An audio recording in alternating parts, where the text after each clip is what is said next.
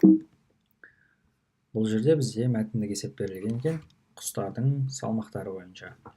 Қызғыш құстың салмағы 200 грамм дейді. Біріншісі бұны А деп белгілейік, бұл 200 грамм дейді.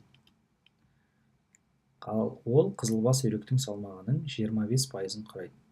Яғни, бізде Б дегеніміз қызылбас үйрек болса, оның салмағының 25%. Ол дегеніміз, А дегеніміз ол Б көбейтілген 0,25 деген сөзде пайыз туралы оқығанда өткен болатынбыз.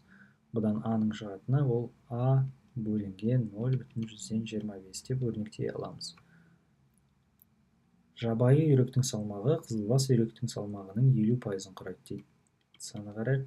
Сонда С дегеніміз бұл жабайы үйректің салмағы деп белгілесек, ол қызылбас үйректің салмағының 50%-ын құрайды. Яғни мына Б-ның 50%.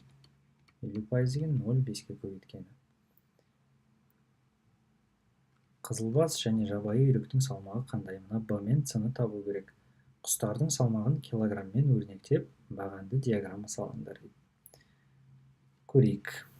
Енді Б-ның орнына Б-ны тауып алайық біздер. А бөлінген 0,25 дейді. Ол дегеніміз 200 бөлінген 0,25. Бұл тең болады бізде 800-ге тең болады. 800 грамм, е? Енді С тең болады Б көбейтілген 0,15 дейді. Б бізде 800 болған болса, осыны қоямыз, мына жерге 0,15-ке көбейтеміз. Сонда бізде 400 шығады. Яғни бізде 400 грамм болады, е? Қызылбас үйректің салмағы 800 грамм және жабайы үйректің салмағы 400 грамм екен. Енді бұлардың барлығын килограммен өрнектейміз. 200 грамм деген 0,12 килограмм. 800 грамм деген 0,8 килограмм. Және 400 грамм деген 0,14 килограмм. Енді осылардың барлығын бағанды диаграммен салыңдар. Салу үшін біздер мына жерде бірлік кесіндіміз 0,1 болсын.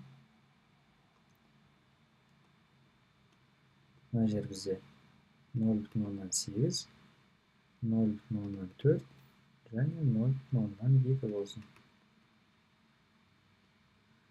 Мына жерде бізде А, яғни қызғыш құс,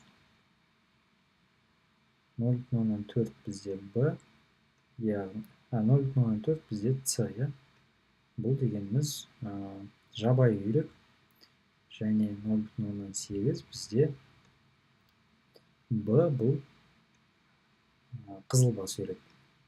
Бұларды кез келген ретпен жаза аласыңдар. Немесе бірінші А-ны салып қоюға болады, сосын Б-ны, сосын С-ны, немесе басқа ретпен де жазуға болады.